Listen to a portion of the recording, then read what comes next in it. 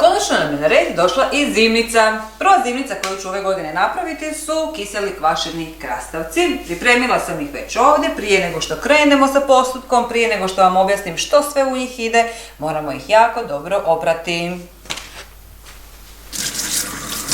Krastavce je najbolje oprati ovako pod tekućom vodom sa nekom četkicom ili sa spužicom ako nemate četkicu, nema veze. A ako nemate ni jedno ni drugo, onda ih samo istrljajte rukama, evo ovako. I za ovu vrstu spremanja zimnice to će biti ok, jer ove kvašene krastavce ne spremamo na dugi rok, znači ne za cijelu zimu, nego za kratkoročnu upotrebu. Ok, sada kada smo krastavce oprali, treba nam jedan nožić kako bismo svaki krastavac mogli pripremiti za ovu vrstu kiseljenja.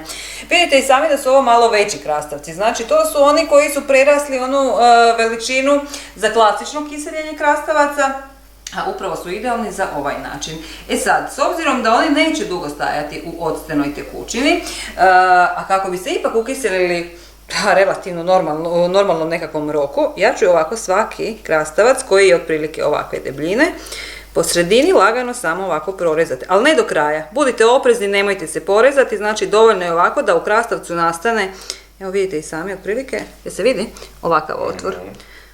Znači tekućina će lijepo proći i onda i on će se ravnomjerno ukiseliti na taj način.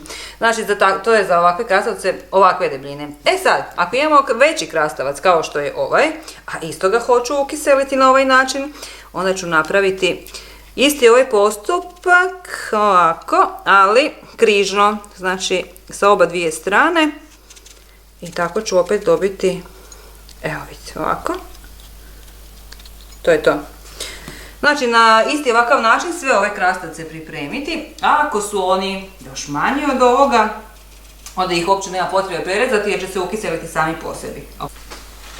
Ok, krastavci su sada spremni.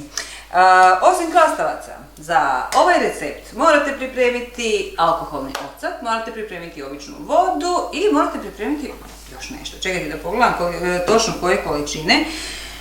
S obzirom da je ovo zimnica koja se doslovce radi jednom godišnje i to baš u sezoni krastavaca jer ga je nemoguće napraviti inače, nemam baš naviku pamtiti ovakve mjere, pa da vidimo. Ovako, piše sljedeće, omjer za kiseljenje je 4:1, to znači da sam za ovu količinu krastavaca za koji će mi ići u 2 teglice zakuhala 1 litru vode, 250 ml octa, 1 žlicu šećera i 1 malu žličicu soli. Sve sam to ovdje u ovoj posudi prokuhala i prohladila. Znači sa ohlađenom tekućinom se zalijevaju krastavci. Znači ovo si napravite malo ranije, ostavite da se ohladi i onda cijeli ovaj dio sa krastavcima. Staklenke naravno moraju biti jako dobro oprane, potpuno čiste. S obzirom da ovo nećemo kiseliti za cijelu zimu, kako sam već prije rekla, nema potrebe sterilizirati staklenke jer brzo će se pojesti, znači dovoljno je da su ih jako dobro oprane. Sada ćemo krastavce složiti unutra. Ovako, na ovaj način, s obzirom znači da se krastavci vole rušiti dok se slažu, onda ih polegnite ovako i samo ih lijepo nagurati. E sad, vidite i sami da imam mali problem sa ovim velikim krastavcima. Nisam baš razmišljala, moram priznati, pripremila sam ove klasične male staklenke u koje inače kiseli male krastavčiće. E sad, totalno sam zaboravila. Moja majka dok je ovo radila, znači ovo je definitivno zimnica mog djetinjstva, ona je uvijek ovakve velike krastavce i slagala u lijepe velike staklenke koje se ja nisam sjetila na vrijeme nabaviti, pa razmislite o tome, znači nekakve veće staklenke bi bile super. U ove, evo vidite, mora biti ipak malo kraći i manji krastavac da bi stao u ovakvu malu teglicu, a opet nije dobro ove krastavce prenatrpati unutra jer se onda neće dobro ukiseliti. Dobro. Sada kada smo složili sve ove krastavce unutra, jednostavno ih samo zalijemo sa pripremljenom i ohlađenom tekućinom.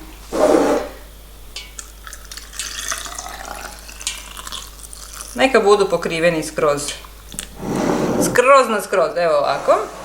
I ovu drugu staklenkicu.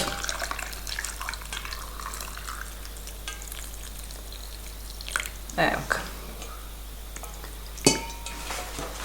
Ok, završili smo kiseljenje kvašenih krastavaca. Neću ih zatvoriti do kraja, samo ću ove poklopce ovako staviti od gore, tek toliko da prašina i nečistoća ne pada u njih. Nečistoća zato što ove staklenke sada idu direktno na moj balkon, na sunčano mjesto na kojem će stajati najmanje 12 sati. I tako će se oni ukiseliti. Nakon što se ukisele, lijepo ćete ih donijeti ponovo u kuhinju, zatvorit ćete do kraja, stavit ćete ih u hladnjak i onda će pasati uz kruh i mast ili uz domaći špek. Fantazija. To vam je, ljudi, to. Kiseli kvašeni krastavci su ovdje, idemo ih ukiseliti, a vi budite s nama i neki drugi put i dođite vidjeti koju ćemo još zimnicu raditi. Bokić.